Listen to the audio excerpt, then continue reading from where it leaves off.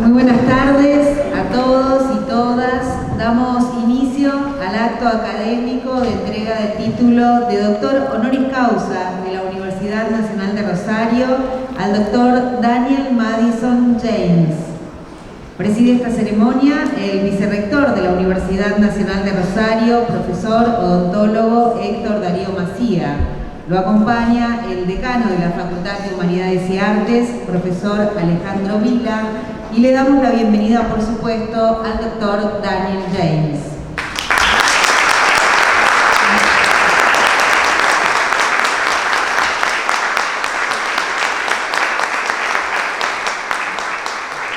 A continuación, entonaremos las estrofas del himno nacional argentino.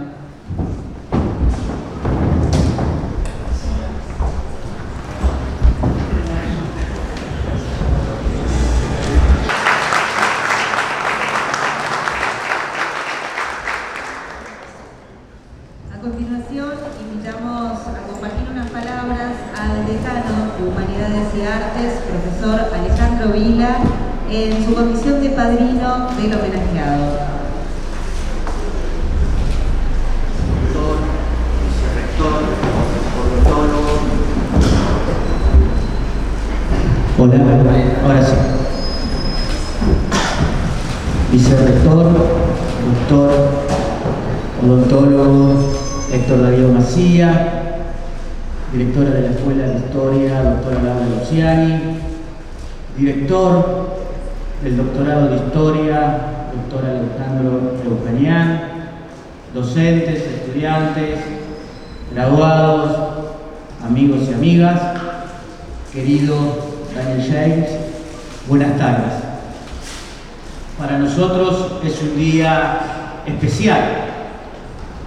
Y uno siempre, en estos momentos, frente a tal convocatoria, en pocas palabras, trata de describir lo que significa la ceremonia de entrega de doctor honoris causa por nuestra Universidad Nacional de Rosario.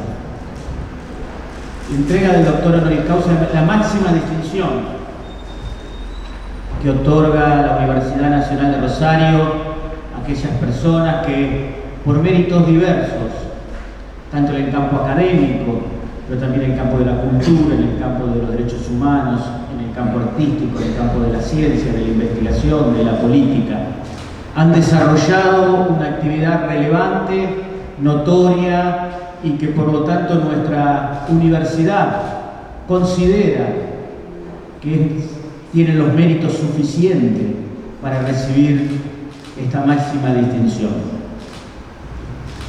Por lo tanto, la entrega del doctor honoris causa es un ritual que no solamente distingue los méritos sobrados que tienen los doctorandos, sino también que intenta reflejar los valores, las trayectorias que nuestra Universidad Nacional de Rosario considera valiosa y que también funciona como un espejo, como una guía, como un momento de integración y de proyección hacia dónde queremos, hacia dónde queremos ir, cómo queremos ser como comunidad.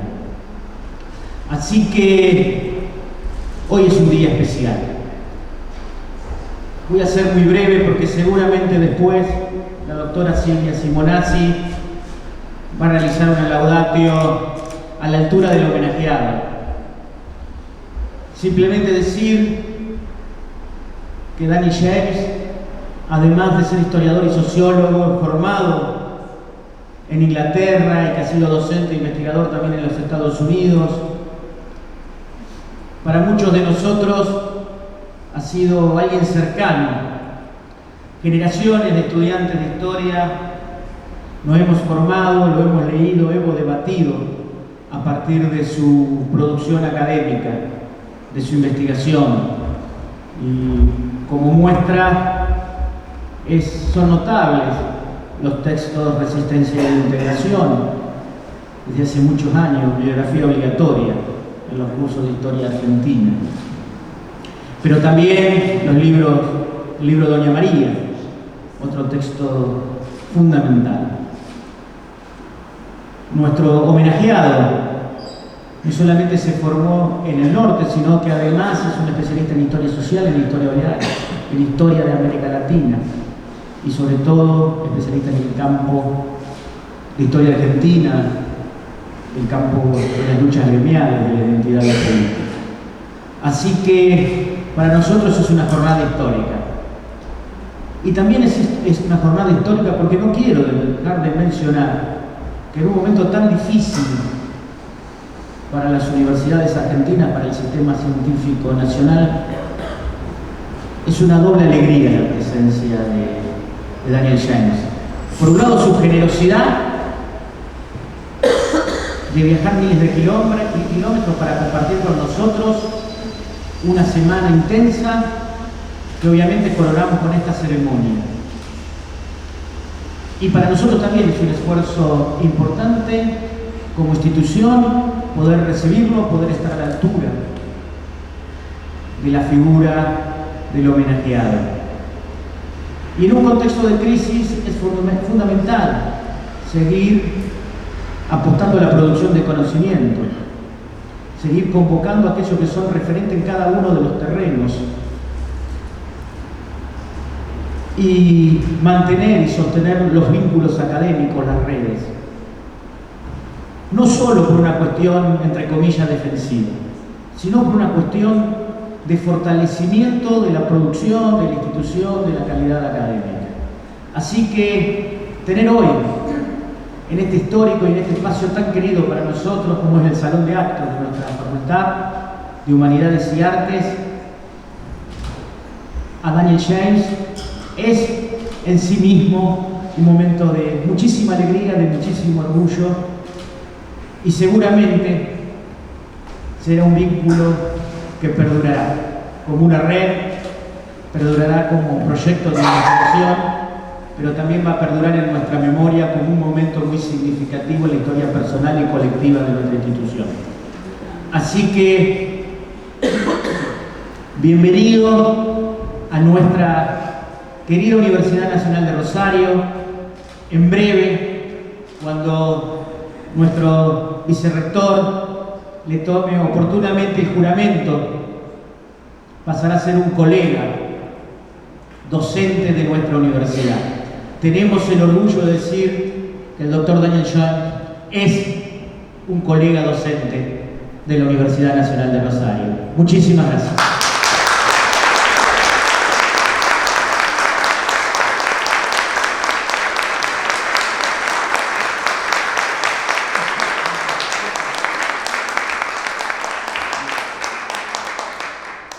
Escucharemos ahora a la doctora Silvia Simonazzi, doctora en Humanidades y Artes con mención en Historia, profesora titular en la Facultad de Humanidades y Artes de la UNR e investigadora del ISIR CONICET UNR.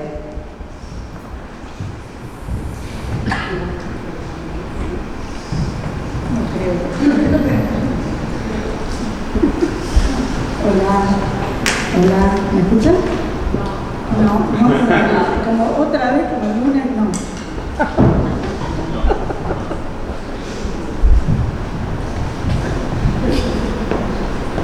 Se cae. Hola. Si no grito, no hay problema. Hola, buenas tardes a todos y a todas. Bueno, quiero comenzar con los agradecimientos al vicerrector, el doctor Darío Macía, al decano de la Facultad de Humanidades y Artes, Alejandro Vila, a la directora de la Escuela de Historia, Laura Luciani, al director del doctorado en Historia, Alejandro Ujañán, por hacer posible este acto. Mi agradecimiento también a Paulo Menotti, que nos acercó hace ya un año la idea por la cual estamos acá. Hoy cerramos una semana de intensas jornadas de trabajo de Daniel James en nuestra universidad. En un conversatorio realizado el lunes en el patio de esta facultad, de la Facultad de Humanidades y Artes, recorrimos su trayectoria individual a través de sus itinerarios académicos entre Gran Bretaña, Estados Unidos y, por supuesto, Argentina. A pesar de los problemas técnicos, estudiantes, docentes y graduados de la Facultad de Institutos Terciarios de Rosario y de los alrededores y colegas de otras universidades lo escucharon atentamente. Luego siguieron 4 intensas jornadas en su seminario de doctorado, la historia como aprendizaje, aprender a ver y escuchar, el archivo oral y visual como caminos hacia el pasado. Y terminamos la semana con el mejor de los eventos, la entrega del máximo título que otorga la universidad a un historiador tan importante para la historiografía argentina. Por eso quiero agradecer en especial a Daniel James por su amable disposición y su generosidad.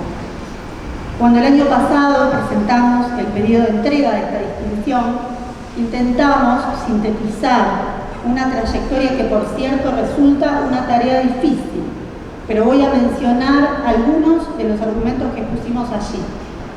Su extensa trayectoria académica comenzó a fines de la convulsionada década del 60, cuando, proveniente de una familia obrera politizada, asistió a los célebres History Workshops, orientados por Rafael Samuel, y conoció a la generación de historiadores marxistas anglosajones y, como tantos otros jóvenes historiadores, quedó impactado por la vibrante figura de E.P. Thompson, que aún hoy inspira sus investigaciones y su sensibilidad para hacer historia desde abajo.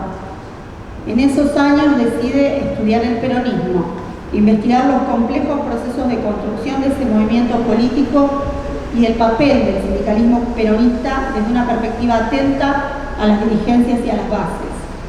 Llegó por primera vez a Buenos Aires a fines de 1972 y fue testigo del proceso de lucha obrera y estudiantil y del impulso hacia la democratización que culminó con el retorno de Perón y su acceso a la presidencia.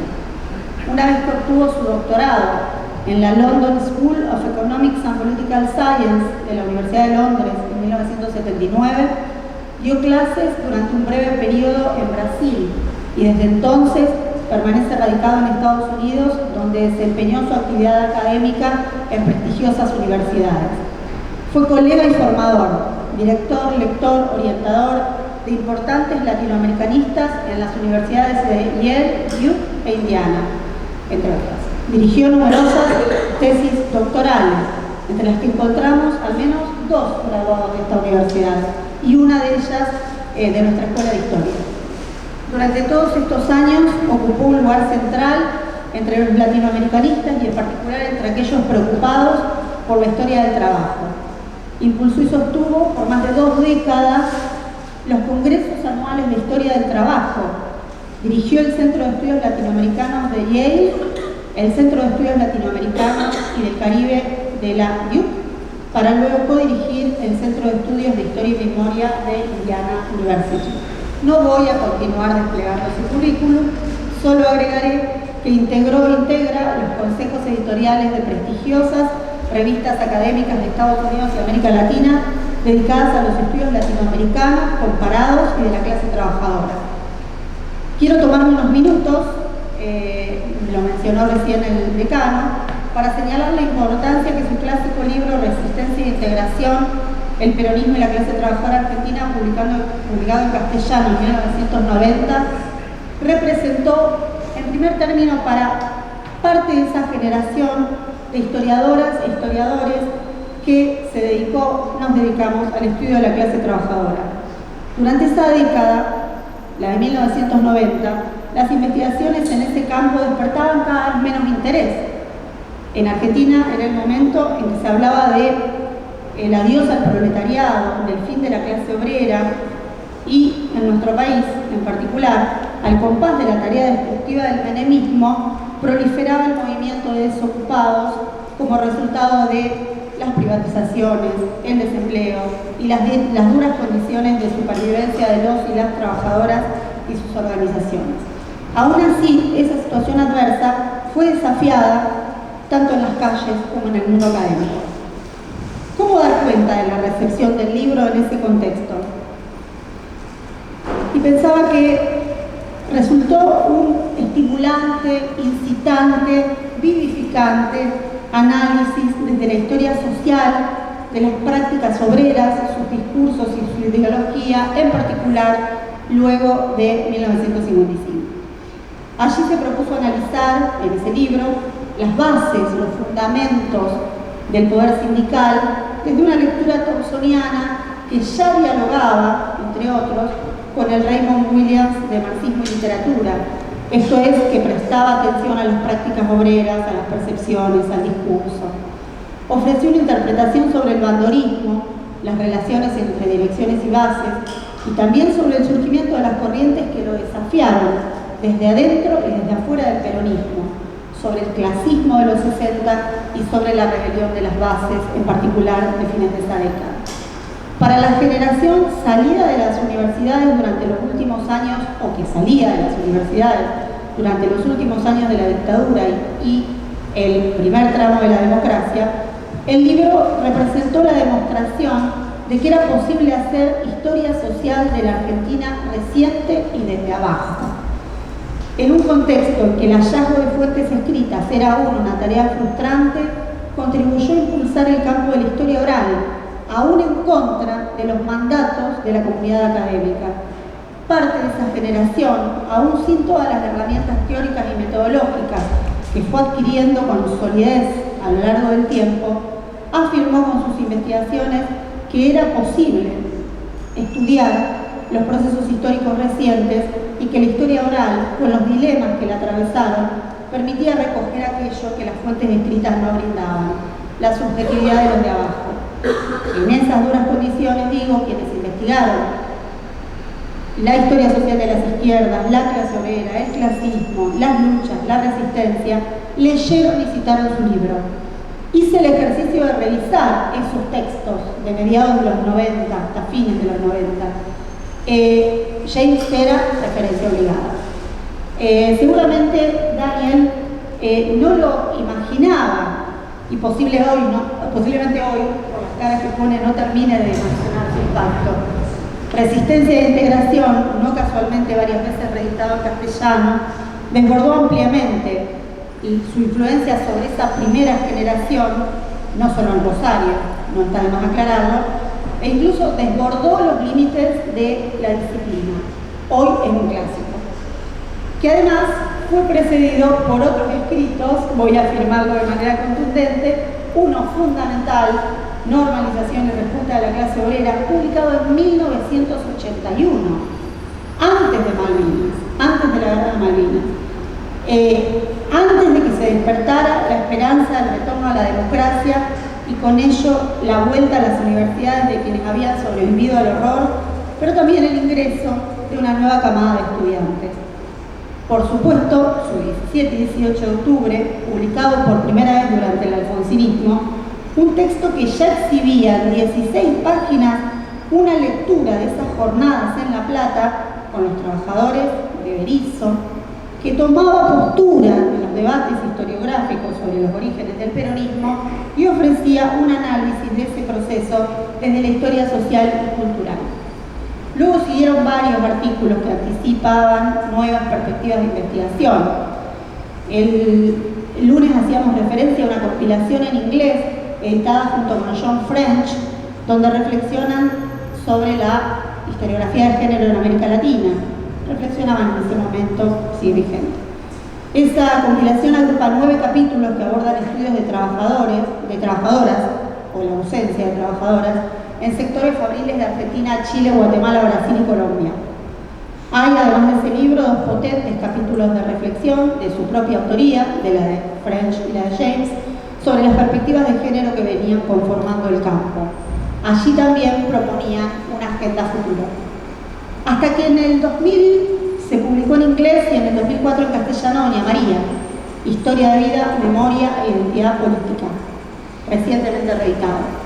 Acá la escala se reduce a una comunidad, Berisso, y a una dirigente mujer del sindicato de la carne, María Roldán.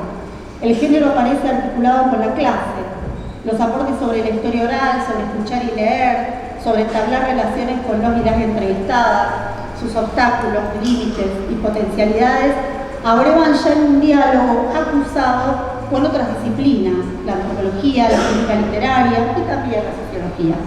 Doña María es un libro de metodología de la investigación en historia oral, como tantas veces hemos repetido. En este punto no puedo dejar de mencionar algo característico de nuestra carrera de historia. Nuestra formación en historia social marxista, que precede aún a los años de la dictadura y que se recuperó con fuerza en diversas áreas de investigación en la transición democrática y no perdió su vigor en algunas de esas áreas a lo largo de estas décadas. En el caso de la historia argentina en general, y la historia reciente en particular, los estudios se enfocaron en una escala regional. Sobre el periodo post-55 se investigó en franca oposición, una vez más, a quienes cuestionaban el estatus científico de la historia reciente. Se investigó sobre trabajadores, izquierdas, mujeres, movimiento estudiantil, y se investiga procesos de lucha, movilización, politización, radicalización. Las pesquisas, en ese momento, incorporaron testimonios orales, siguen incorporando. Nuevas camadas se formaron y lo siguen haciendo en historia oral. Y también se estimularon en un esfuerzo sostenido a lo largo de los años diversas líneas de estudio en torno a la problemática de género. Es más, en todos estos campos, colegas de nuestra carrera impulsaron o colaboraron en diversas instancias de institucionalización de los campos a través de jornadas, maestrías y asociaciones. Recordemos que inicialmente James hacía historia del momento que estaba viviendo. Insisto, posibilidad que referentes importantes del campo historiográfico argentino siguieron negando y nosotros y nosotras afirmando. James contribuyó al campo de la historia oral y exhibió modos novedosos de articulación entre la clase y el género.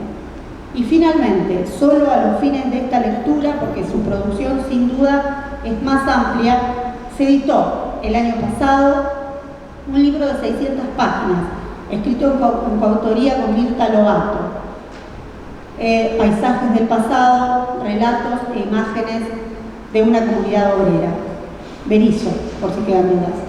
Resultado de 30 años de trabajo, en parte individual y en parte compartido con su colega y amiga Mirta.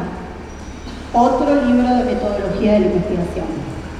Esta vez correspondencia epistolar, fotografía, etnografía, dialogan entre sí para producir un libro sobre migrantes internos, sobre inmigrantes ultramarinos, no españoles ni italianos, ucranianos y croatas, sobre conexiones transnacionales, patrimonio, museos, emociones, nota al pie.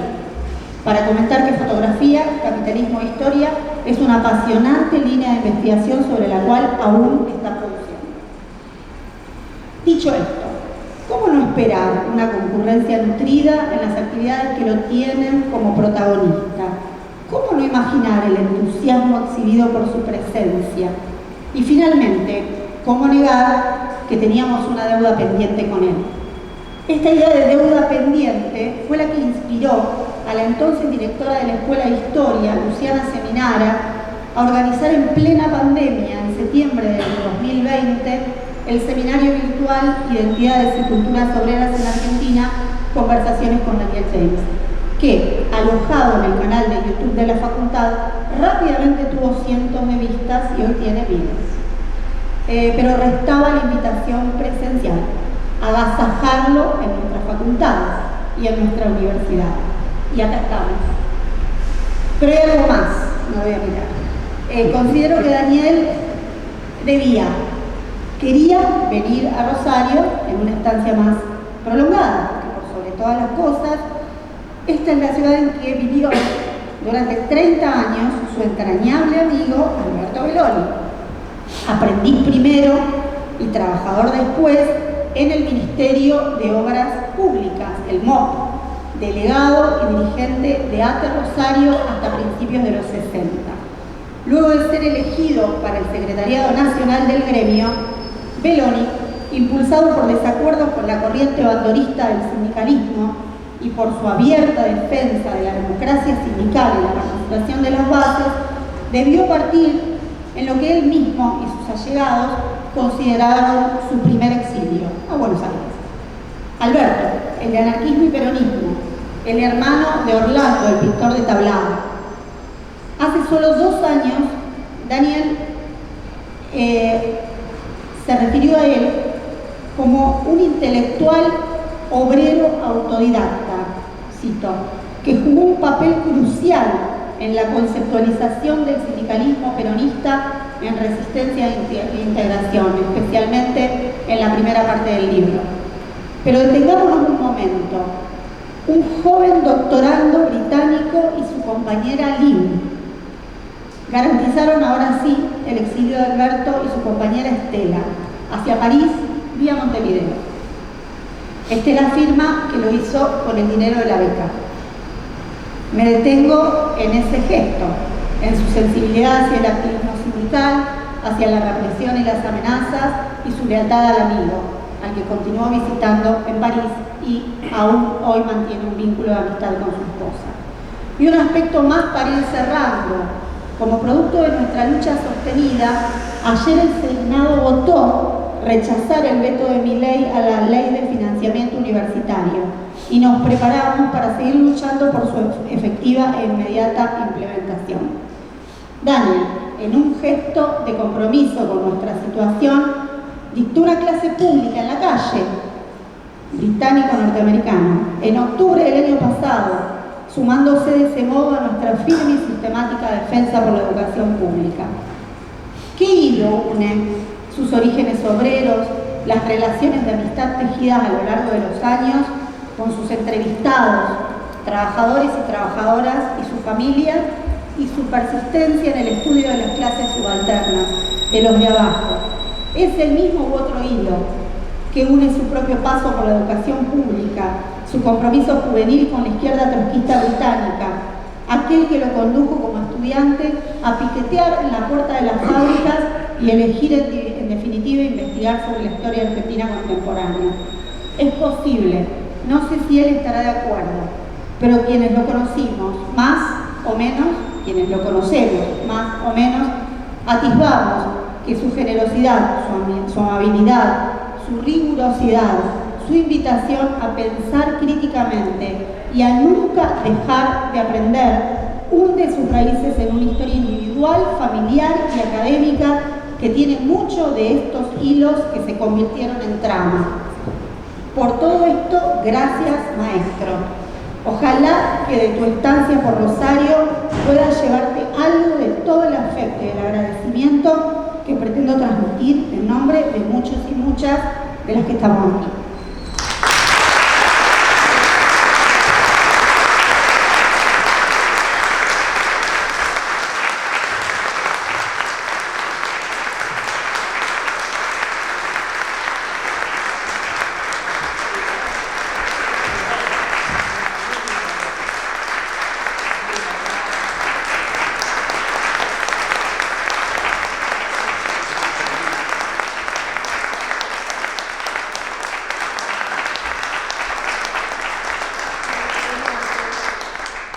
Muchas gracias a la doctora Silvia Simonazzi por esta maravillosa laudatio. Invitamos ahora al vicerrector de la Universidad Nacional de Rosario, profesor odontólogo Héctor Darío Macía, para que también nos dirija unas palabras.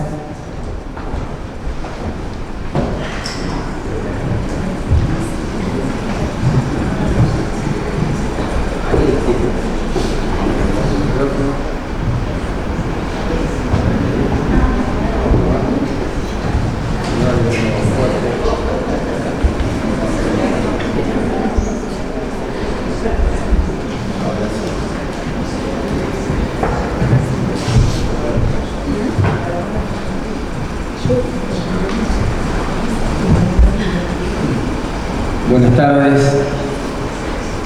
Pero para comenzar, realmente, doctora, después de su debate, yo le decía al señor decano con la confianza que me une, tengo que venir a decir gracias y seguimos con el acto. Hermoso, hermosas palabras. Como también me permito decirle que no puedo no emocionarme con sus lágrimas. Permítanme que nos acompañemos en este momento. porque todos sentimos, o tal vez intentamos sentir lo que usted siente. Pero, con permiso, acompañar en sus lágrimas, porque el recuerdo es bueno y las lágrimas expresan ese sentimiento. En el recuerdo y en la amistad, valores fundamentales que no debemos dejar de lado. Señor decano, profesor amigo Alejandro Vila, profesor doctor Daniel James, un gusto, gracias por estar acá. Autoridades de la facultad, de la universidad, miembros de nuestros 4 claustros y al público que hoy nos acompaña. La verdad que debo decir que yo estoy doblemente complacido por poder estar hoy aquí en lo que significa la relevancia de lo que es este acto académico de dar el título máximo que podemos dar, que es el doctor honoris causa, pero a la vez tener que hacerlo en representación de nuestro señor rector, el licenciado Franco Bartolacci, que por cuestiones de agenda institucional no se encuentra, pero por supuesto dejar sus saludos. Múltiples funciones lo afectan, entre otras, y también yo me voy a mencionar en esta semana fuerte que hemos tenido. Nuestro rector hoy es el vicepresidente del CIM, y entre tantas cosas estamos trabajando y seguiremos trabajando en defensa de esta, nuestra Universidad Nacional de Gestión Pública. Y son realmente tiempos muy difíciles, muy complejos, pero si me permiten más adelante me voy a referir específicamente a este tema. Plantear que la ordenanza que reglamenta el doctor honoris causa, este título académico máximo de nuestra casa de estudios, es una gran oportunidad que nos brinda la Facultad de Humanidades y Artes, a instancias de la doctora Silvia Simonazzi y su otorgamiento al profesor Daniel James. Para cumplir con este procedimiento, yo lo repaso, tal vez algunos lo conozcan, pero debió expedirse el Consejo Directivo de la Facultad, pasar por nuestro Consejo Superior, previo al dictamen de la Comisión de Asuntos Académicos. Y más allá de estas cuestiones de procedimiento necesarias, hay un reconocimiento a la institución y a la trayectoria académica, profesional del doctor Daniel James. Y obviamente la influencia que ha significado en ese ejercicio en diversos ámbitos. Hoy nos permitimos el honor de entregarle este título máximo a un exponente que es destacado en historia social, en historia del trabajo, pero no solamente es un académico que ha brillado por su dedicación, por sus producciones. Realmente impresiona, como se dejó bien en claro, tratar de reconocer, y eso que fue breve, los antecedentes que tiene. Me ha permitido tratar de tomar conocimiento de sus antecedentes y sería mucho más largo tratar de expresarlo. Realmente una persona que ha tenido su formación en el sistema universitario británico, pero se centró en estudiar la problemática del movimiento obrero en un lugar lejano al suyo, nuestro país. Y con sus aportes ha constituido una referencia insoslayable, fundamental, como aquí se marcó. En nuestra facultad, una institución académica de gran relevancia, tanto a nivel nacional como internacional. Esto se ha evidenciado en el vínculo que ha mantenido el profesor James con tantos investigadores destacados de distintas disciplinas, la parte artística, humanística y diversas universidades del mundo. Por eso este hecho del doctor honoris causa es aún más relevante y reafirma el vínculo fecundo del doctor con universidades, centros de investigación, entre los cuales nos sentimos honrados por estar integrados. Cuando se repasa la trayectoria del doctor James, además de admirar el conocimiento que tiene en su materia, no nos deja de sorprender, gratamente, porque ha desarrollado interés en estudiar a nuestra clase trabajadora argentina y al peronismo, como un movimiento representativo de la misma. No es demasiado frecuente que esto ocurra, que los académicos de los llamados países centrales, países desarrollados desde el punto de vista económico, pongan su foco de atención en nuestras problemáticas. La configuración de una sociedad como la Argentina es compleja, es sumamente compleja. Y se fue dando a partir de las pujas por el ingreso y por el protagonismo de las decisiones políticas que se han tomado.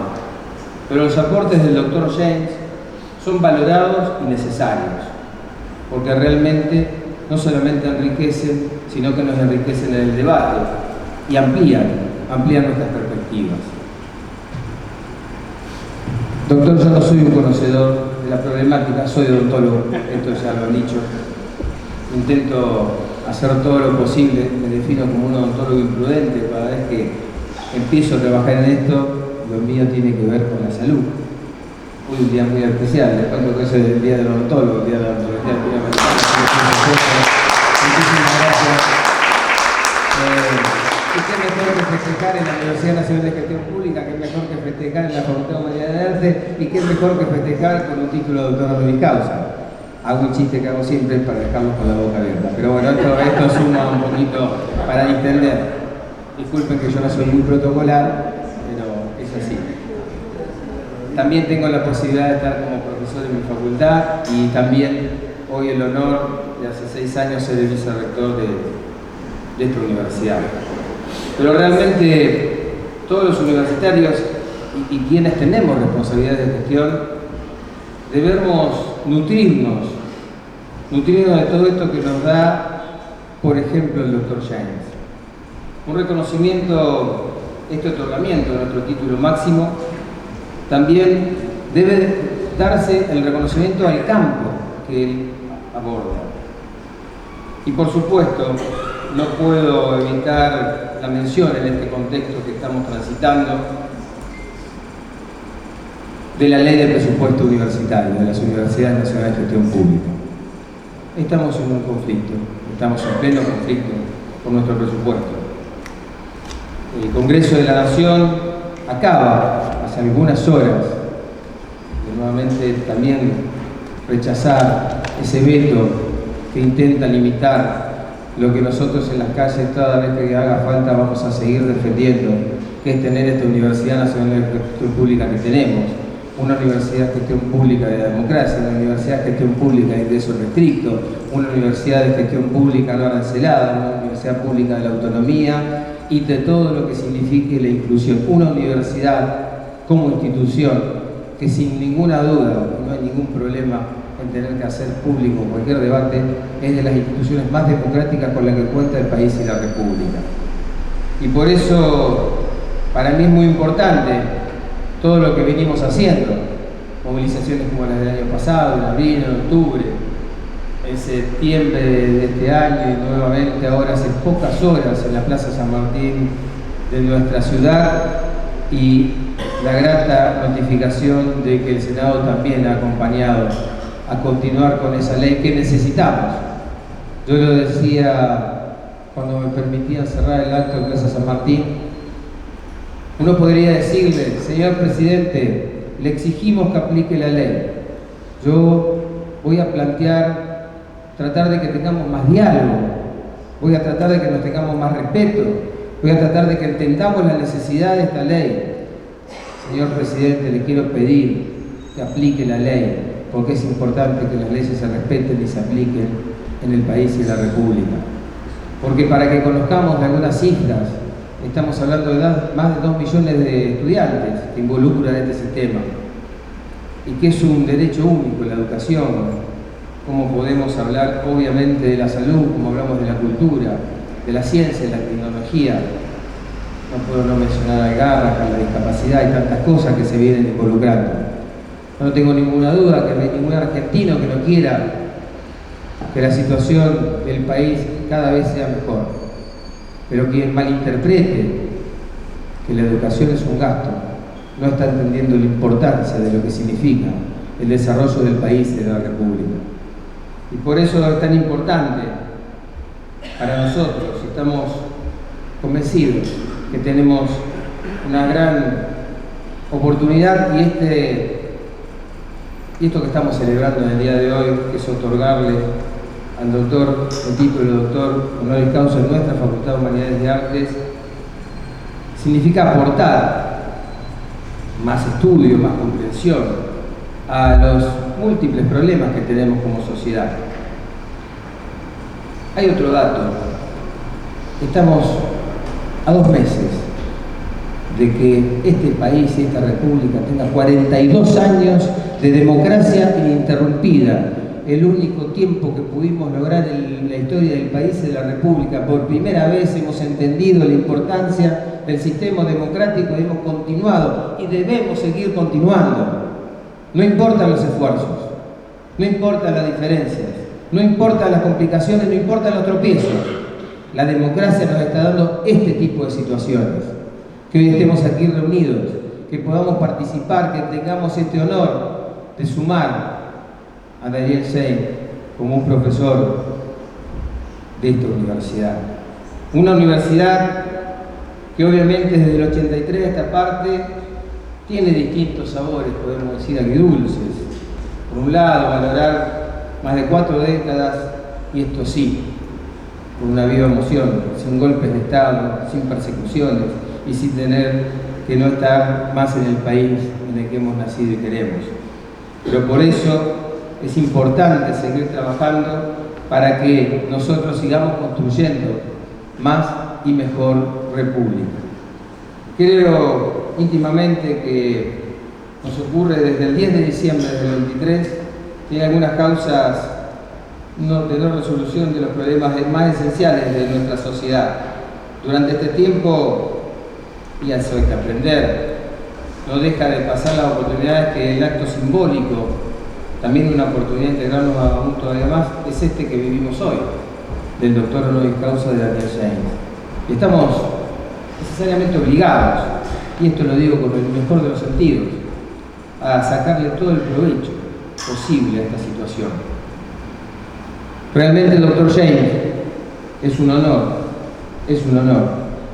que hoy nosotros podamos decir que contamos entre nuestros doctores honoris causa de la Universidad Nacional de Rosario al doctor Daniel Schein. Y obviamente sumarle en esa perspectiva que nos da y toda la experiencia que nos pueda aportar. La Universidad Argentina está en un momento de jaque, si se quiere. El modelo de universidad democrática está siendo asediado, lamentablemente, y por eso también tenemos que seguir cada día defendiéndolo más. Es muy posible, como les decía, que este periodo que comenzó allá por diciembre del 23 sea consecuencia de estos 40 años y hacernos cargo, que no hemos resuelto algunos problemas de nuestra sociedad, pero también estoy convencido que nuestra democracia ha tenido muchos logros y que no pueden ni deben ser eliminados ninguno de ellos.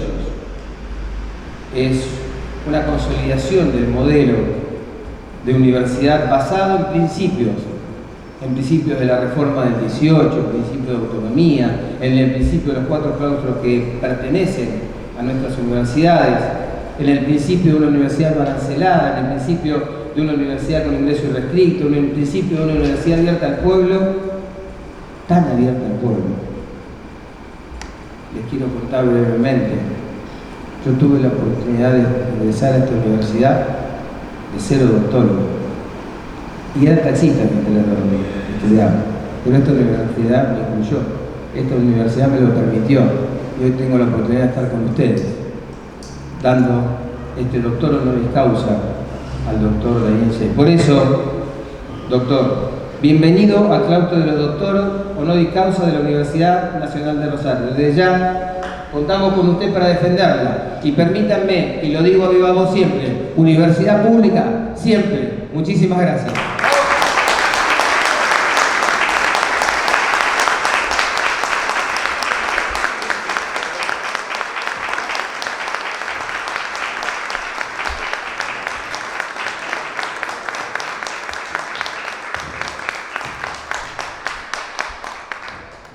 Bien, a continuación, el vicerrector, profesor odontólogo Héctor Darío Macía, va a proceder a la toma de juramento. Damos lectura de la resolución número 344/2025, según la cual la Comisión de Asuntos Académicos avaló la solicitud del señor rector de la Universidad Nacional de Rosario para que se le otorgue el título de doctor honoris causa de la UNR al doctor Daniel James. Atento a lo dispuesto por el artículo 14, inciso I del Estatuto de la UNR y a la ordenanza número 478. El Consejo Superior de la Universidad Nacional de Rosario resuelve. Artículo primero, otorgar al doctor Daniel James el título de doctor honoris causa de la Universidad Nacional de Rosario. Artículo segundo, encomendar el padrinazgo del doctorando, doctor Daniel Madison James, al señor decano de la Facultad de Humanidades y Artes, profesor Alejandro Vila. Artículo tercero, inscríbase, comuníquese y archívese. De inmediato, entonces, el vicerrector procederá a efectuar la toma de juramento. Qué diferencia. Esto me pasa siempre. Mide 1,59 m, pero es alto. Profesor, usted conmigo más o menos, también me han dado perdón, más o menos. Doctor, jura respetar y hacer respetar en cuanto de usted dependa el Estatuto de la Universidad Nacional de Rosario y colaborar con todos sus esfuerzos en la defensa de sus principios y en el logro de sus fines. Doctor James, bienvenido como doctor.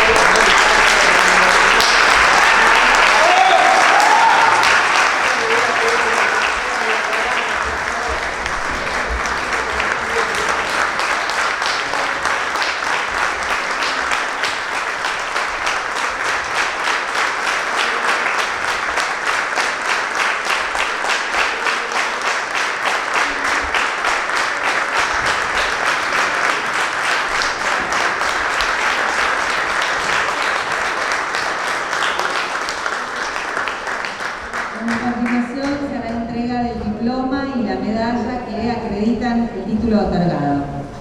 Doctor Daniel Madison James, el título de doctor honoris causa de la Universidad Nacional. Gracias, doctor.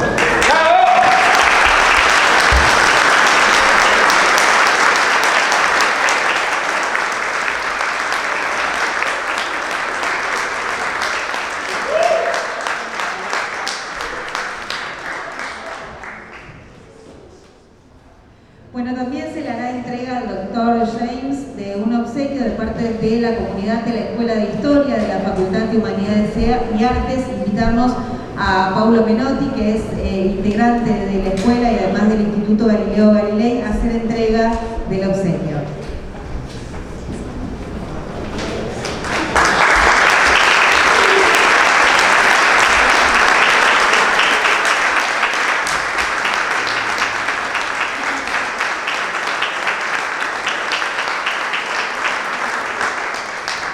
También recibirá un obsequio de la editorial de la facultad, que es H&A Ediciones. Invitamos a Laura Luciani, directora de la Escuela de Historia, a hacer entrega.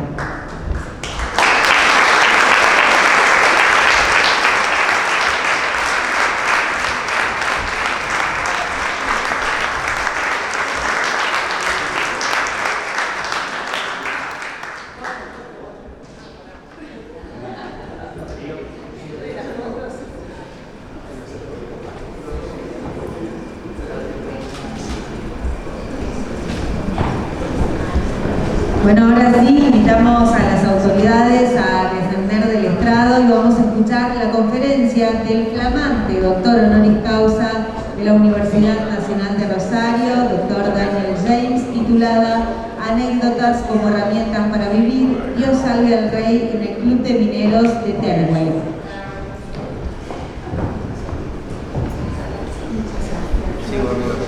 Se escucha, muchas gracias.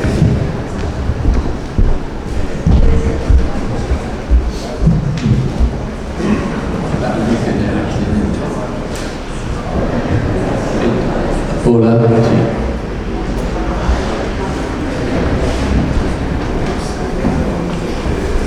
bueno, buenas tardes y quiero agradecerles a todos y todas por venir hoy. Algunos de ustedes han escuchado demasiadas palabras mías en esta semana. A ustedes, mis condolencias, van a tener que escuchar algunas más.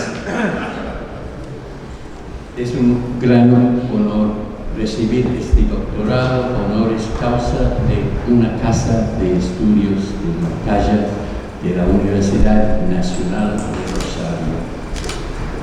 Antes de comenzar, quiero expresar mi solidaridad con las luchas de docentes y no docentes en la universidad, esta universidad y todas las otras universidades de Argentina, por salarios dignos y en defensa de la universidad pública en la Argentina.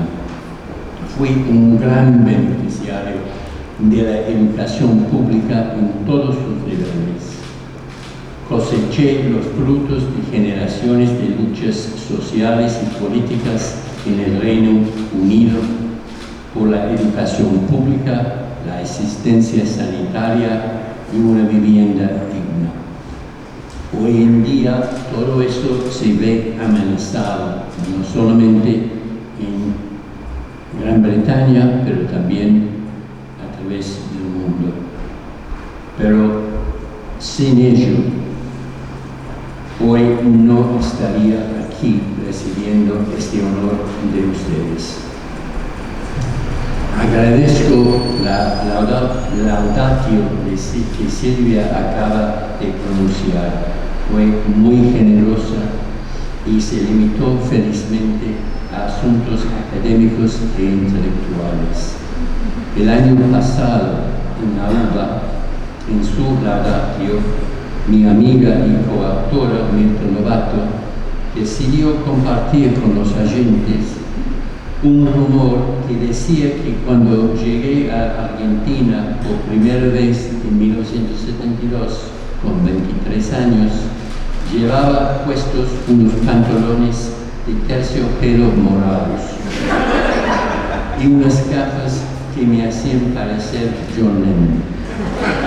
Acepté que tenía unas gafas así, pero negué rotundamente el rumor de los pantalones púrpuras.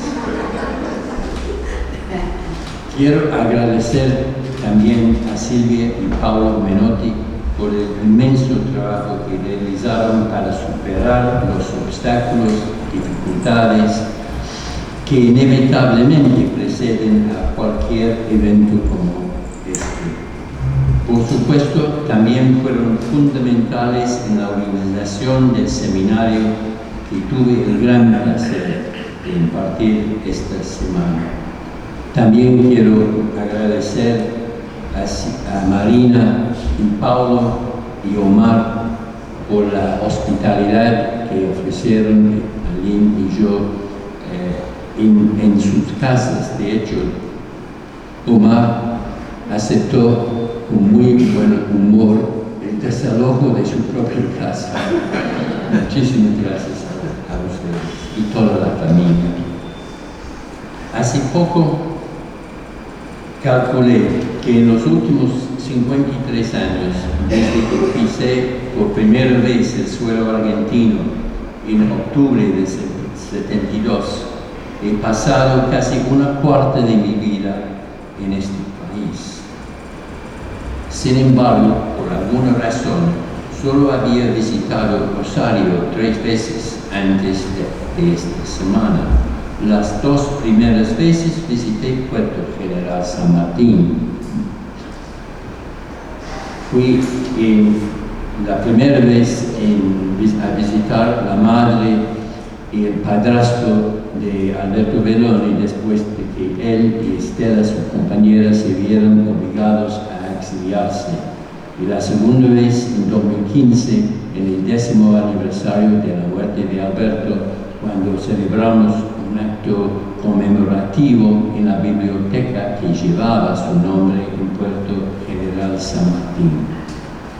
La mayor parte de lo que yo sabía de Rosario me lo había contado él. La tercera vez fue el año pasado, cuando Mirta y yo venimos a presentar nuestro libro, Paisajes del Pasado. Para ambos fue una estadía memorable, tanto por el compromiso intelectual con nuestro libro como por la calidez con que nos recibieron. Y aquí estoy de nuevo este año visitando Rosario, obviamente intentando recuperar el tiempo perdido. En el discurso que pronuncié el año pasado, al aceptar el título honorífico que me otorgó la Universidad de Buenos Aires, intenté proponer una serie de consideraciones bastante más íntimas que las que suelen presentarse en este tipo de ceremonias. Para ser sincero, hasta el año pasado nunca había asistido a una ceremonia de ese tipo, por lo que sabía muy poco sobre el género. El año pasado me centré principalmente en las personas que habían tenido un papel crucial en mi vida, a las que necesitaba agradecer y rendir homenaje. En primerísimo lugar a mis padres, pero también a algunos amigos argentinos que habían tenido una profunda influencia en mi aparición como historiador. Tenía una lista bastante larga, pero las limitaciones de tiempo la acortaron. Me centré entonces en mi querido amigo Alberto Belloni, nacido, como dije, a unos 15 kilómetros de este lugar, y en mi antiguo guía en Berisso, el poeta Raúl Filguera. En mi discurso del año pasado en Buenos Aires conté una anécdota de mi pasado con Raúl y un largo viaje que hicimos por el monte de la zona del Delta que se extiende entre Berisso y las orillas del Río de la Plata. Me gustaría mantener ese tono personal e íntimo en lo que voy a decirles hoy. Como señalé el año pasado, Mirta Lobato y yo acabamos de publicar un grueso libro que nos llevó casi 30 años investigar y escribir y que sin duda contiene por mi parte, por lo menos, todo el conocimiento que he acumulado sobre la historia y el oficio del historiador. Así pues, volviendo a las anécdotas, me intrigan bastante. Dediqué gran parte del capítulo 2 de Doña María al uso que ella hacía de las anécdotas como recurso narrativo central para estructurar su historia de vida. Aquí quiero narrar otra anécdota, esta vez derivada de mi propia vida, aunque yo no soy su protagonista central. 3 de sus personajes centrales aparecen en las dedicatorias de Resistencia e Integración: mi madre, mi padre y mi tío Brian Morton. La cuarta persona a la que dedico el libro es Daniel Open, un militante revolucionario desaparecido en agosto de 76. Una mezcla interesante: 3 británicos de clase obrera y un revolucionario argentino.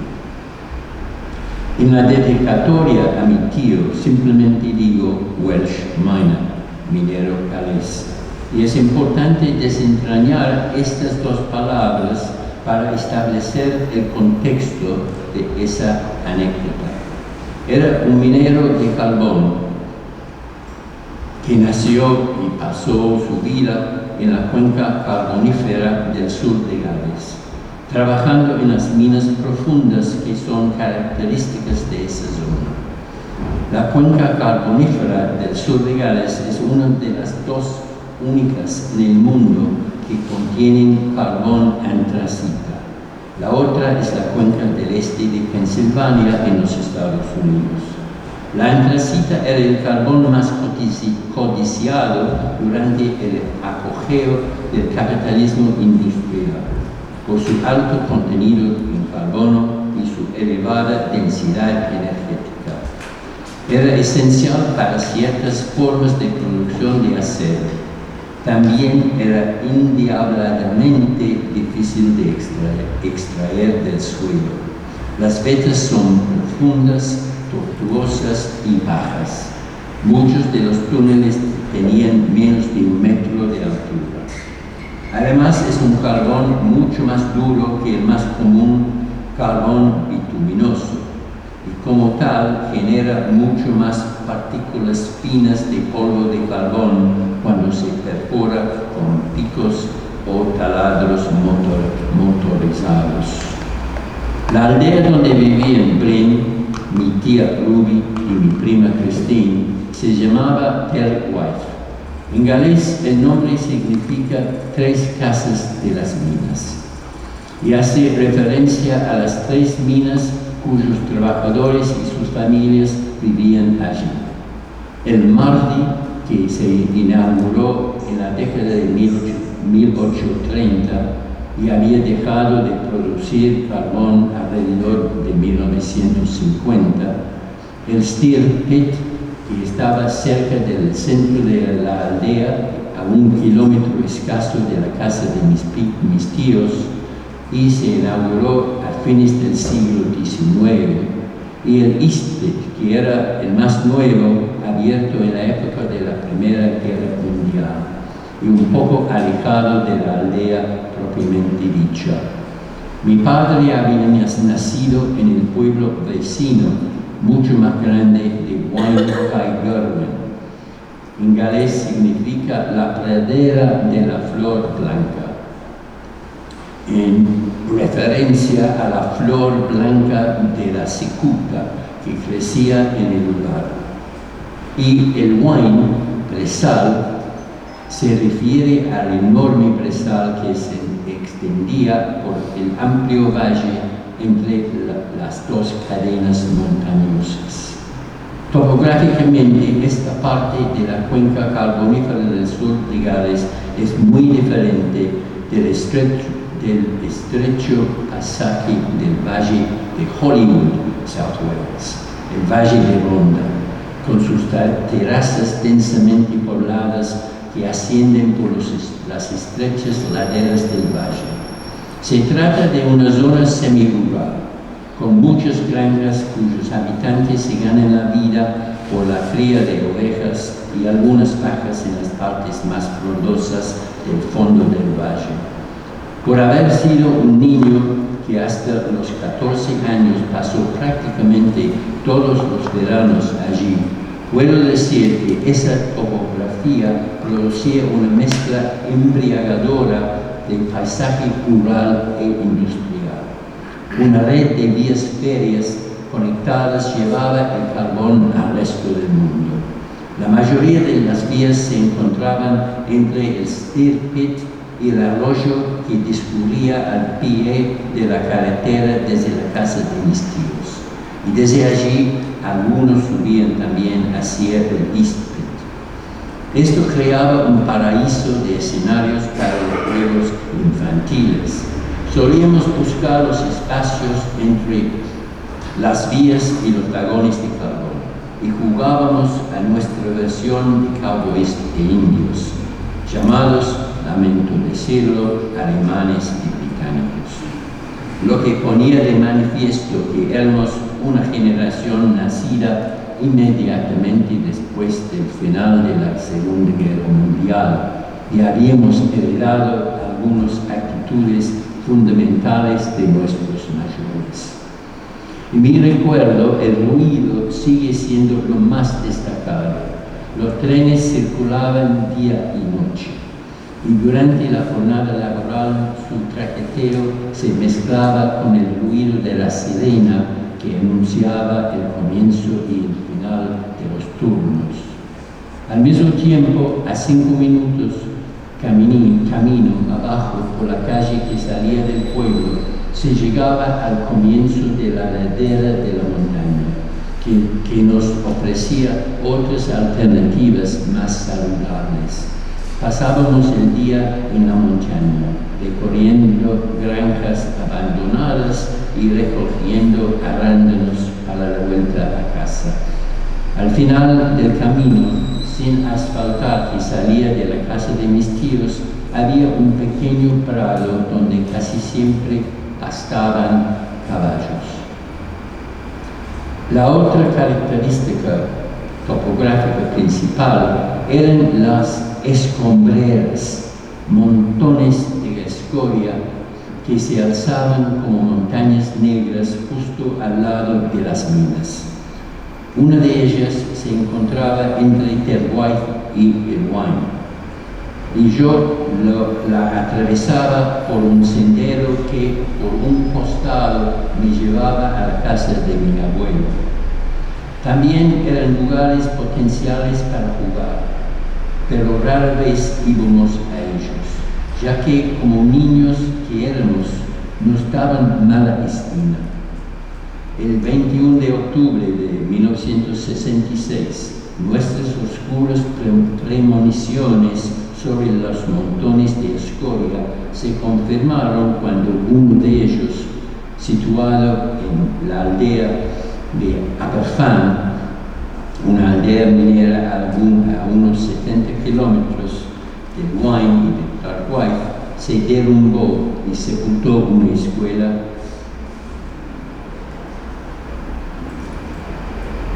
construido debajo, matando 145 personas.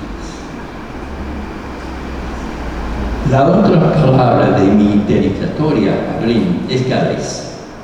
En efecto, pasé mis veranos en un entorno cultural profundamente galés. Mis compañeros de juegos del pueblo eran todos bilingües. De hecho, hasta los 5 o 6 años habían sido monolingües. Si yo hubiera estado presente, habrían hablado en galés. Mi padre nunca me lo había enseñado, ya que mi madre era inglesa y vivimos en Inglaterra. Además, es un idioma dificilísimo de aprender si no nacís allá. El que se hablaba era principalmente un dialecto galés de clase obrera, que los hablantes de esa condición raramente usaban para escribir. Algunos, como mi tía, mi tío, mi padre, mi abuelo, también sabían leer y escribir galés formal. El Huayno, por ejemplo, tenía una sociedad operística, una sociedad coral, una banda de música. Todas ellas se desempeñaban en galés. Esta cultura tenía 2 puntos focales: las capillas, principalmente metodistas y bautistas, y las minas. Cada una de las 2 minas que funcionaban en Terguay tenía sus propios coros masculinos y bandas de música que rivalizaban ferozmente entre sí. El Huayno tenía otras 2 minas donde sucedía lo mismo. El ámbito de la capilla estaba dominado en gran medida por las mujeres, mientras que el de la mina era, por supuesto, un territorio estrictamente masculino. Las únicas otras instituciones culturales eran los clubes de rugby. Y debo decir que rugby era más o menos otra religión más allá del metodismo y el bautismo. Los valles mineros galeses tenían una larga historia de política radical que en el siglo XX se tradujo en una tradición política socialista laborista que los convirtió en una importante fuente de poder político del Partido Laborista. En los pueblos mineros alrededor del Wayne era raro que un candidato conservador se presentara siquiera a las elecciones. Los comunistas también tenían una fuerte presencia en la Federación de Mineros del Sur de Gales y como concejales locales. Haciendo una pequeña investigación informal en el Internet hace un año, 2 años, encontré las memorias de alguien que había vivido en el Wayne en los años 40 y 50. Y esta persona comentaba de manera muy informal que un día al pasar por delante del Miners Hall, la casa de los mineros, cuyas puertas estaban abiertas, echó un vistazo y descubrió un gran retrato de Stalin sobre la pared del Miners Hall. Cuando el gobierno laborista nacionalizó las minas tras el fin de la guerra, el 1 de enero de 47 para ser exacto, los mineros de Terway y el Wayne izaron banderas con la hoz y martillo sobre las minas de ambos pueblos para celebrarlo. Todo esto constituye un importante telón de fondo para la anécdota que quiero contar. Es difícil determinar de cuánto de ese telón de fondo yo era consciente como niño. Gran parte de ello formaba parte de mi doxa, el hábitos en el que yo vivía en un país de Gales. En cierto modo era una extensión del hogar que mis padres habían creado para mí. Ambos eran comunistas. Mi padre trabajaba en una fábrica metalúrgica en las afueras de Londres y mi madre era telefonista. Habían acabado por instalarse en Londres al final de la Segunda Guerra Mundial. Mi madre procedía de una familia minera del noreste de Inglaterra, allá cerca de la frontera con Escocia. Había perdido a su padre, mi abuelo, en un accidente minero y vivido en la pobreza durante la Gran Depresión.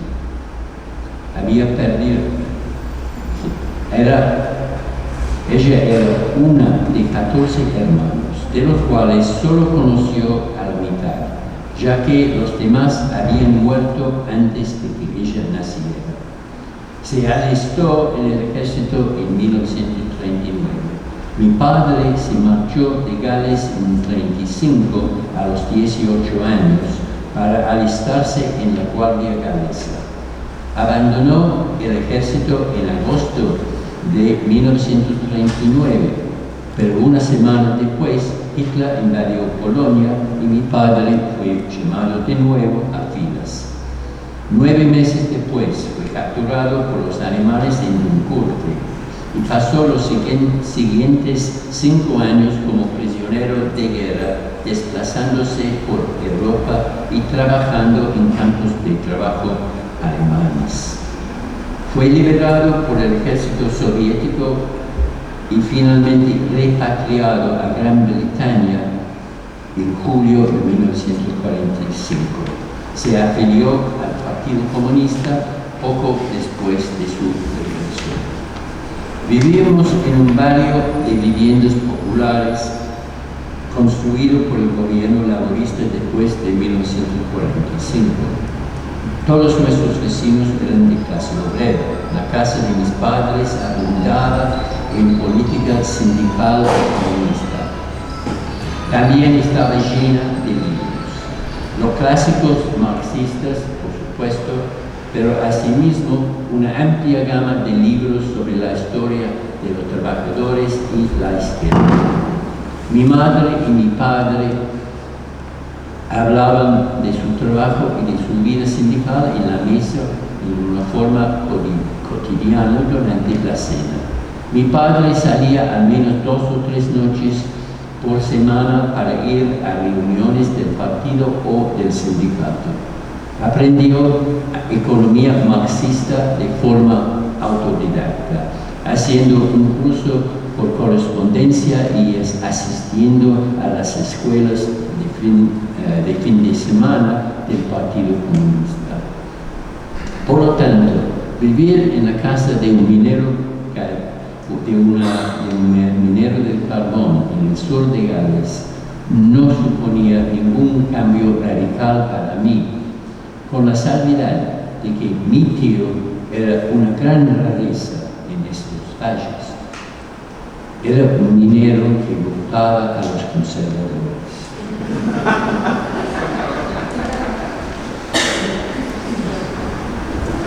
Al final de cada verano, mis padres iban a buscarme para llevarme de vuelta a Londres, donde me esperaba el comienzo del nuevo año escolar, y solían quedarse una semana en casa de mis tíos. Hay otro dato contextual que debo compartir antes de narrar la anécdota. Mi tío padecía de neumoconiosis, conocida en las comunidades mineras simplemente como la neumo. Una enfermedad pulmonar causada por la inhalación de polvo, en su caso polvo de carbón. Era muy común entre los mineros del carbón. Muy pocos de los que trabajaban durante un tiempo bajo tierra escapaban sin algún grado de daño pulmonar causado por la neumo. Los mineros de todo el mundo tenían diferentes nombres para referirse a la neumo. En Estados Unidos se llamaba pulmón negro. En las minas de plata y de estaño de Bolivia, el mal de mina. El daño causado era progresivo e irreversible. Poco a poco les impedía trabajar y inevitablemente acortaba su vida, dado que el impacto de los pulmones dañados afectaba otros órganos vitales, en especial el corazón. La antracita era especialmente perjudicial como generadora de polvo, ya que la excepcional dureza que la hacía tan apreciada generaba un polvo mucho más fino cuando se extraía. Se había hecho muy poco bajo los dueños privados para minimizar dicho polvo, que había aumentado en cantidad debido a los nuevos y más potentes métodos desarrollados para extraer la antracita. Cuando yo era niño en Gales, Bryn padecía una neumoconiosis que fue empeorando progresivamente. Ni mi prima Christine ni yo nos dábamos cuenta de la gravedad de la enfermedad y a veces nos reíamos del hecho de que podíamos oírlo llegar por la calle a media cuadra de la casa debido a su respiración dificultosa que se manifestaba en forma de sibilancias agudas. Finalmente, en 1954, 59 o 60, no recuerdo bien cuáles 2 años, al comienzo de esta anécdota, le dijeron que tenía que dejar de trabajar. Bryn tenía 50 años y más de 50% de sus pulmones estaban destruidos por el polvo de carbón. Viviría 20 años más antes de que su corazón finalmente se rindiera en 1979. Bueno, finalmente llegamos a la anécdota que yo puse el título que ustedes ven arriba, Dios salve al rey en el club de mineros de Tercuay. Para mí era un día común de vacaciones de verano.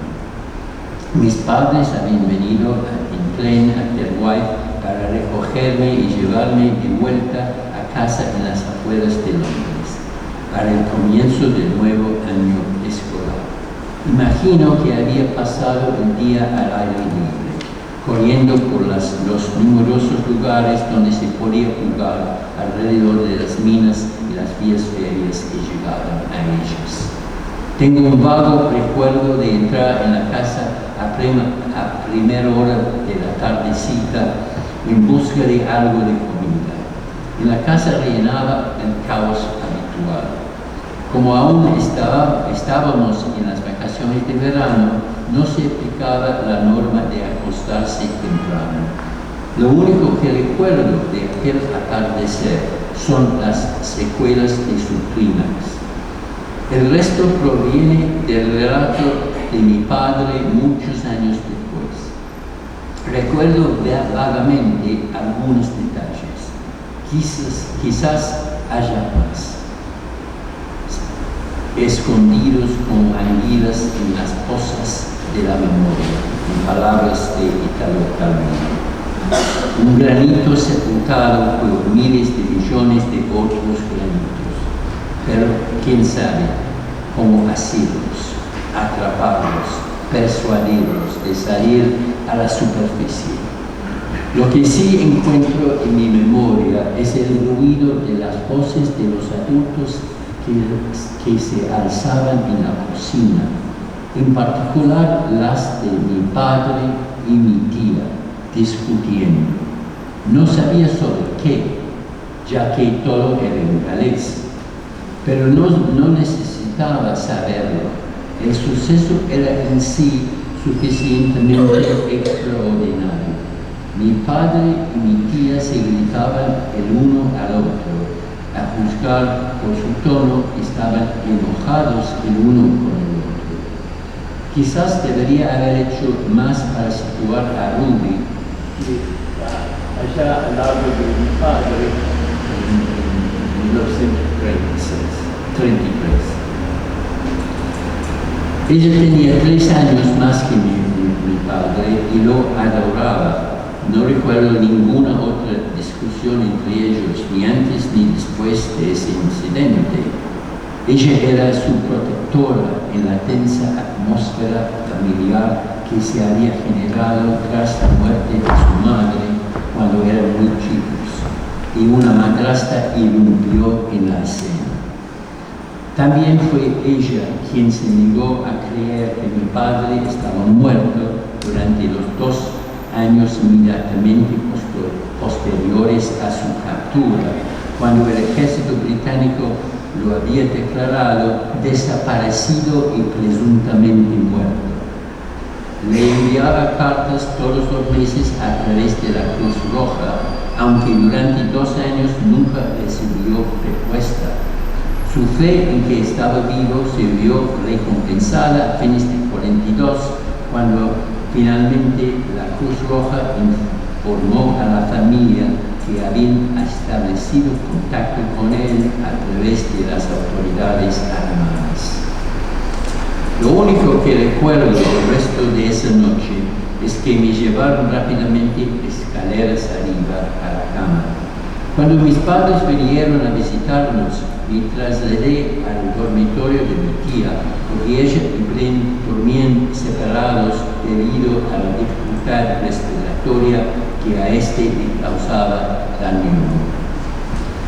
Me tumbé bajo las sábanas en silencio y preocupado por la posibilidad de que su discusión se extendiera a mí. Mi querida tía se enojaría conmigo. Me desperté cuando ella se acostó, pero no dije nada y me quedé inmóvil fingiendo estar dormido. Sin embargo, para mi gran alivio, ella extendió la mano, me tocó el hombro y me dijo con su suave voz galesa: no pasa nada, Aníbal, son cosas que no tienen que ver contigo.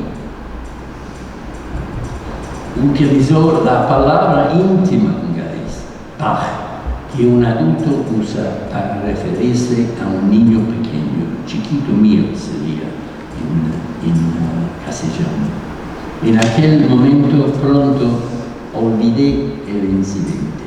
No fue hasta muchos años después cuando mi padre me contó lo que había sucedido aquella noche.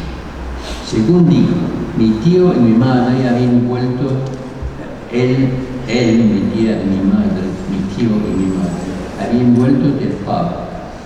Mi tía estaba de mal humor y dijo algo que, iniciado como un desacuerdo, terminó por convertirse en una discusión. Mi padre se impresionó porque no entendía muy bien por qué habían empezado a discutir, ni qué había detrás del mal humor de ella.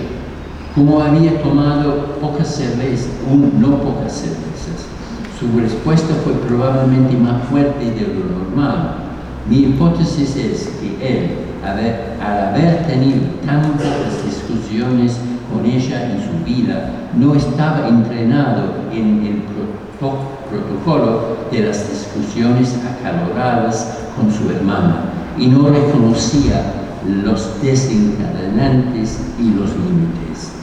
En cualquier caso, según él, en el momento álgido de la discusión, ella le gritó: por tu culpa suspendieron a Bren en el club de mineros. Él quedó estupefacto. No tenía ni idea de a qué se refería ella. Mi tía no dio más detalles y poco después se fue a la cama. Esa misma noche, mi padre le sacó la historia a Bren. Unos 10 años antes, cuando yo era un bebé, y mis padres habían ido a Gales a pasar las vacaciones de Navidad en la casa de mis tíos. Mi madre, mi padre y Bren fueron un sábado por la noche al club de mineros de Clermont, dejándome al cuidado de Rudy, que no bebía y ni lamentaba no participar en la camaradería exclusivamente masculina de un club lleno de mineros galeses. De hecho, mi madre era la única mujer presente cuando los tres salían a beber Hotel White y el wine.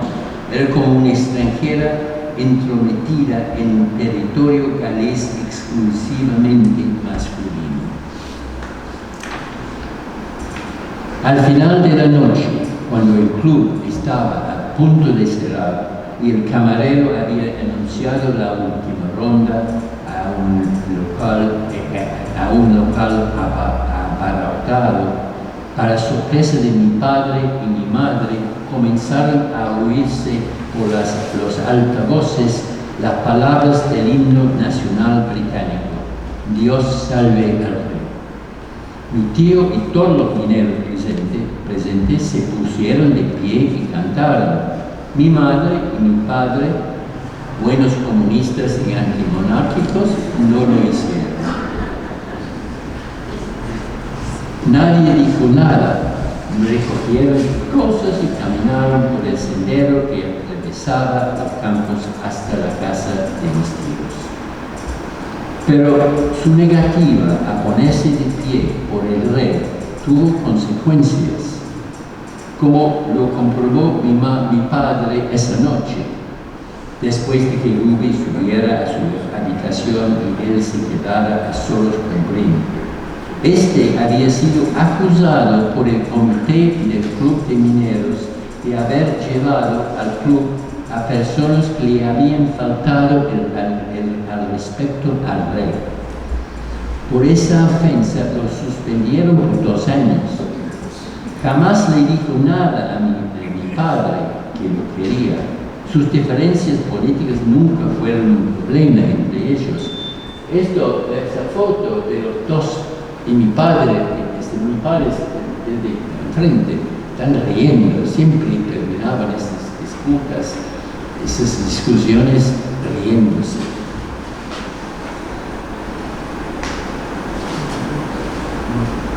Su tema de conversación favorito no era en absoluto la política, sino el boxeo. Como muchos hombres de clase obrera en Gran Bretaña y en Argentina, en aquella época eran devotos del boxeo. Conocí por Bren las glorias de Joe Louis, el gran campeón mundial negro de peso pesado de los años 30 y 40, y de sus épicas peleas con el campeón de Hitler, Max Schmeling.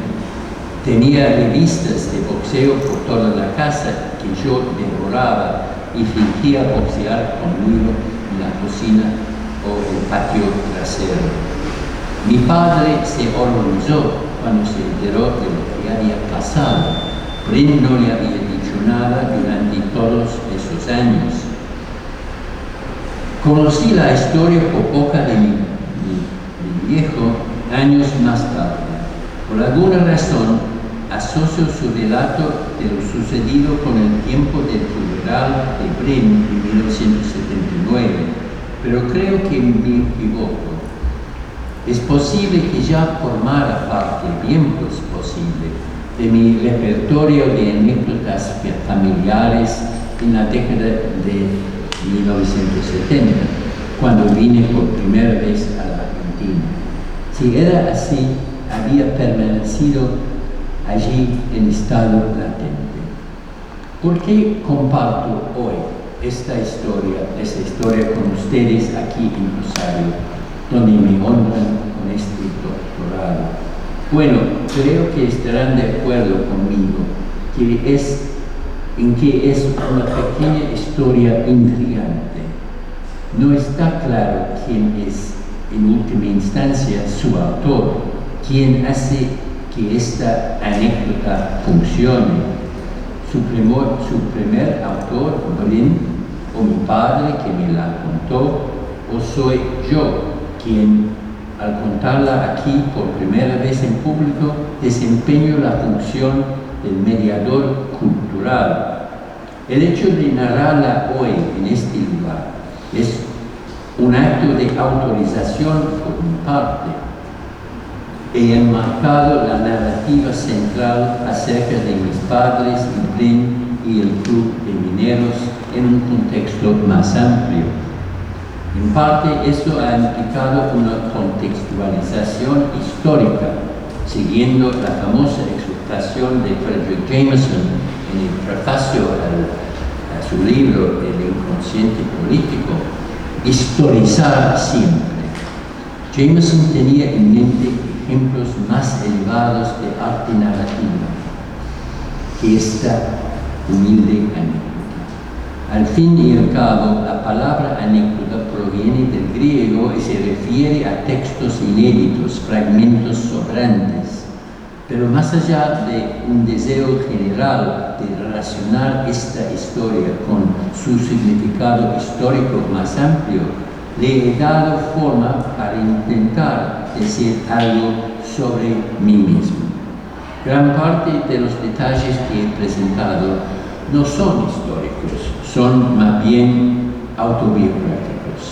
En última instancia, mi intención es contarles algo sobre mis orígenes, lo que me motiva y tal vez, en última instancia, qué tipo de historiador soy. Volvamos al contexto más amplio en el que podría encajar esta anécdota. Franklin Tritchard, el crítico literario norteamericano, a quien cité en el capítulo 2 de Doña María, señala que las anécdotas tienen un funcionamiento metonímico, no pueden funcionar a menos que más allá de la narrativa íntima y biográfica cuenten otra historia más amplia. Sustituyen a una biografía socialmente central y omnipresente que la anécdota ilumina. Cuando una anécdota funciona realmente, es como un destello anecdótico, según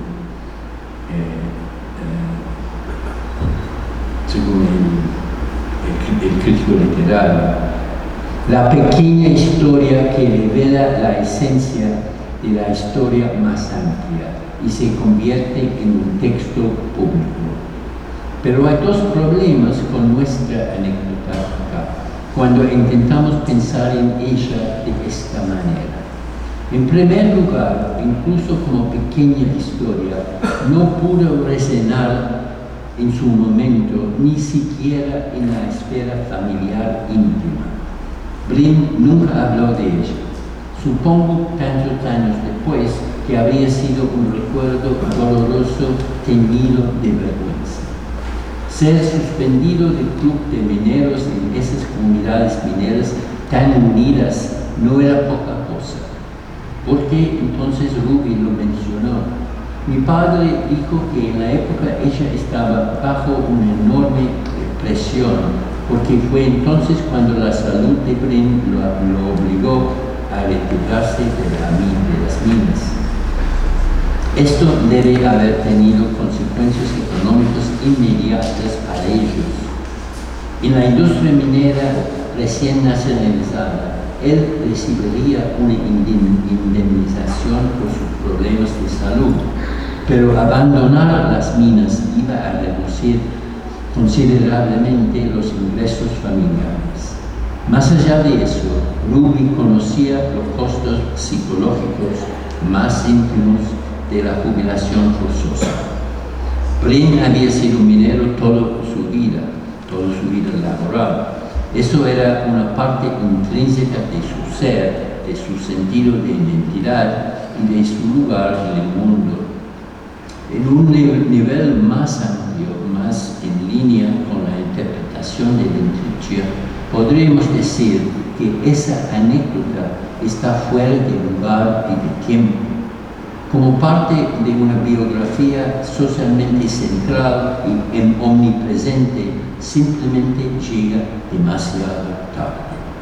Ahora que finalmente es un texto público que yo he puesto en circulación acá, ha perdido a sus lectores y oyentes adecuados.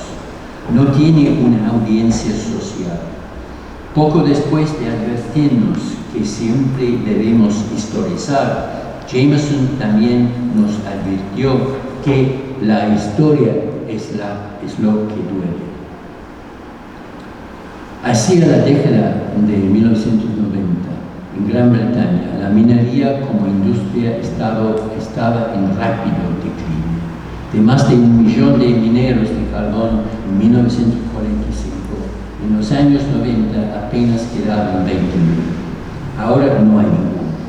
La última mina cerró en el sur de Gales hace una década.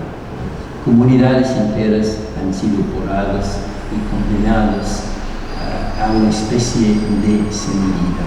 Son comunidades zombies. Por supuesto, esto no es un fenómeno exclusivamente británico. Vivo en una zona de los Estados Unidos llamado el Cinturón de Óxido y he pasado los últimos 30 años estudiando con mi doctorado lo que ocurre cuando el capital se va, en nuestro caso los grandes frigoríficos de Berisso. En el vacío social en el que no logra resonar, la anécdota sobrevive como una historia personal y un texto público ocasional. Y mi carácter de autorizador ahora puedo darle una función pedagógica y analítica. Así, una historia que ha perdido su poder cultural y retórico puede adquirir una suerte de función proléctica, anticipatoria, retrospectiva, al formularla y volverla a contar. Después de todo, ¿de qué trata la anécdota cuando se cuenta en mi historia reformulada de Dios salve al rey en el Club de Mineros de Paraguay? Bueno, parece bastante obvio, al menos para mí. Esta interpretación ha orientado mi uso de la anécdota desde que la reautoricé. Se basa en la ironía fundamental de que un club de mineros del sur de Gales suspendiera en 1950 a uno de sus miembros por llevar consigo a invitados que no habían mostrado respeto por el monarca. Mineros que en 1947, 3 años antes, habían pisado el martillo y la hoz sobre las minas el día de su nacionalización, apenas 3 años después se pusieron de pie para cantar el himno nacional y suspendieron a un miembro cuyos invitados no habían acudido a Dios para que salvara al monarca. La ironía funciona porque para historizar el relato expliqué la larga tradición de izquierda de los mineros galeses. ¿Cuál es la función pedagógica analítica que deduzco de ello? En primer lugar, podría servir como una forma de empezar a comprender lo complejo que es pensar la práctica y el pensamiento de la clase obrera. Puede referirse a muchos aspectos de la categoría a lo que nos referimos como conciencia obrera. Tal vez alude, por cierto, a los hábitos de deferencia profundamente arraigados que arbitran la ideología formal de la izquierda. Al fin y al cabo, mi tío Brin era la viva encarnación de esas complejidades y paradojas. Un minero de carbón de toda la vida que perdió la salud en las minas y que creía en la monarquía, veneraba a Winston Churchill y votaba a los conservadores. Y algo más, aún más crucial, alguien que nunca dejó de ser minero y de identificarse con su comunidad de mineros. En ocasiones he utilizado esta anécdota en seminarios como profesor. Por supuesto, dirigí a los estudiantes hacia las diversas categorías y teorías existentes en la literatura con las cuales se puede nombrar y analizar la experiencia a la que se refiere esta anécdota. La doble conciencia es una de ellas. Y dentro del canon marxista, la falsa conciencia, por supuesto. Mi preferencia personal hoy en día podría ser la categoría de méconnaissance, desconocimiento de Piaget. Viajé a la Argentina en 1972 con al menos algunas de esas teorías y categorías en mi repertorio intelectual, pero también con algo más. Una acumulación de historias de vida, pequeños recuerdos en gran parte olvidados, inexaminados, que solo formaban parte de mi bagaje mental. Entre ellos esta breve anécdota, pero también había otras, también algunos relacionados con Brin. Uno de ellos era el recuerdo de lavarle la espalda cuando salía del turno. Después de la nacionalización había duchas en la boca del pozo, pero los mineros que vivían cerca, como Brin, solían lavarse el polvo negro y la suciedad en casa. En la década de 50 no había un cuarto de baño propiamente dicho en casa de Ruby y Brin. Lo que tenían era una gran tina de zinc, que Brin sacaba y Ruby llenaba con el agua calentada en el fuego de carbón. Cuando él se sentaba en la tina, me pedía que le frotara la espalda. Me fascinaba la red de líneas negras que cubrían su espalda, hombros y brazos. Era como una fina red de tatuajes. Las líneas se debían a arañazos y cortes que se había hecho mientras trabajaba con el torso desnudo en el ambiente caluroso de las minas profundas y el espacio reducido de los túneles bajos. El polvo de carbón penetraba inevitablemente en cualquier herida y allí se quedaba, visible como líneas negras una vez curada la herida. De modo que desde muy temprana edad supe lo que el trabajo industrial hacía al cuerpo de los trabajadores, las trabajadoras. No me sorprendieron luego los dedos deformados y reumáticos de Doña María, dañados por trabajar con trozos de carne semicongelada en la pecal de Swift, ni las cicatrices que cubrían sus manos a causa de los cortes que hacía cuando el cuchillo afilado se le espalaba mientras trabajaba para cumplir con su cuota de 100 kilos de carne por turno.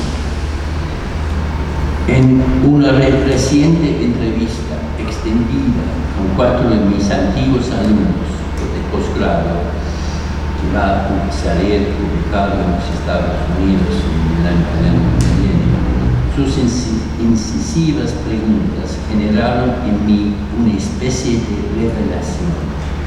Tras una interacción sostenida sobre mi experiencia en un grupo trotskista de Oxford entre fines de los años 60 y los 70, la entrevista pasó a mi relación con mi padre, el choque, si se quiera, entre el énfasis de un militante radical de base en la lucha constante contra la burocracia sindical y la comprensión muy diferente de un militante comunista sindical que había lidiado a diario con esa tensión durante años. Por entonces, esa batalla de ideas se libraba casi todas las veces que yo volvía a casa de mis padres para visitarlos. De hecho, mi madre llegó a rezar, pedirme, por favor, no hables de la política ni la amistad. Pero en el contexto de la entrevista, en presencia de oyentes astutos e empáticos, me quedó claro que en muchos sentidos había escrito Resistencia e Integración como una forma de aceptar a mi padre y rendir cuentas con nuestros debates. Estos últimos constituyeron, para así decirlo, una especie de palimpsesto que subyacía a mi intento de reflexionar sobre la naturaleza y la historia del peronismo y la burocracia sindical peronista. Una vez más, hay un compromiso productivo, creo, ojalá, entre las historias, la teoría y la investigación histórica. En el año transcurrido desde esas entrevistas, he pensado en esta relación. Estoy jubilado, tengo tiempo para pensar.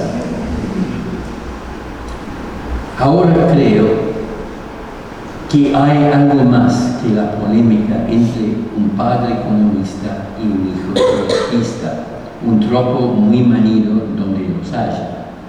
Hacia la década de 70, parte de mi bagaje intelectual y personal incluía una colección de recuerdos y sí, una vez más, anécdotas derivadas de diferentes ocasiones, conversaciones entre mis padres en la mesa durante la cena, conversaciones entre mi padre y sus compañeros de trabajo en el comedor de la fábrica cuando yo iba allí a almorzar durante las vacaciones. Las conversaciones entre mi padre y un funcionario sindical comunista a tiempo completo que solía llevarlo a casa después de las reuniones de militantes comunistas en el sindicato local de metalúrgicos. Y a medida que fui creciendo, largas conversaciones con mi viejo en un sinnúmero de bares y pubs.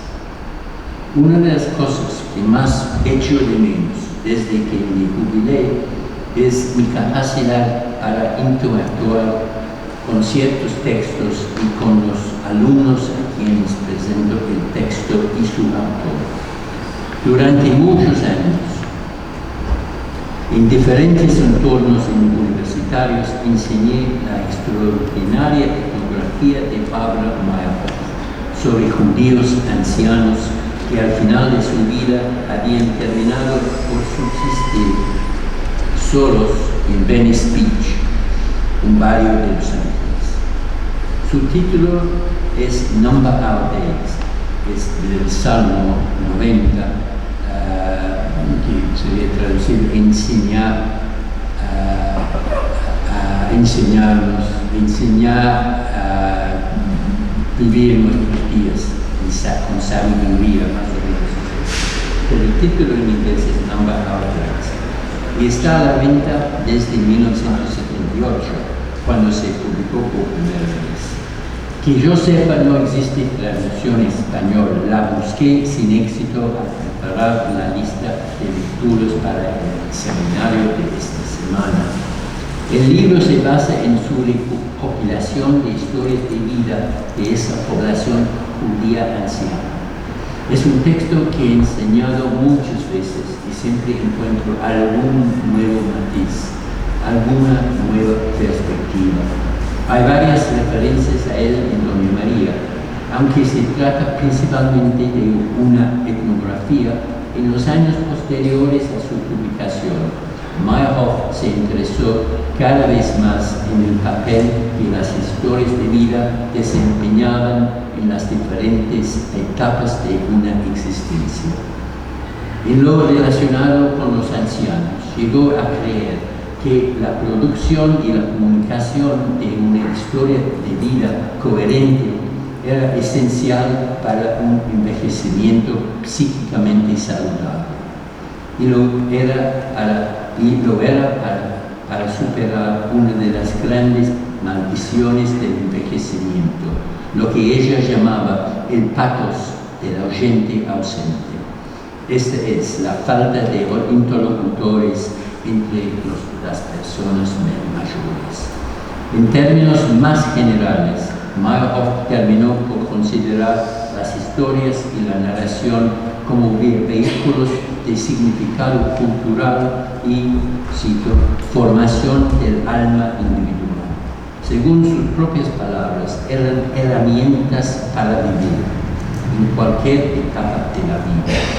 Como historiador oral, he recopilado muchas de ellas y las he sometido a análisis históricos y de otro tipo. A menudo me he inspirado en Meyerhoff para hacer ese análisis. Simplemente quiero sugerir acá, terminar, que también yo tengo mi propio repertorio de historias que son herramientas para vivir, en un sentido personal, pero también recursos que he llevado a mis encuentros con los trabajadores argentinos y su historia a lo largo de los muchos años que he tenido el privilegio de conocerlos y estudiarlos. Gracias de nuevo por este gran honor.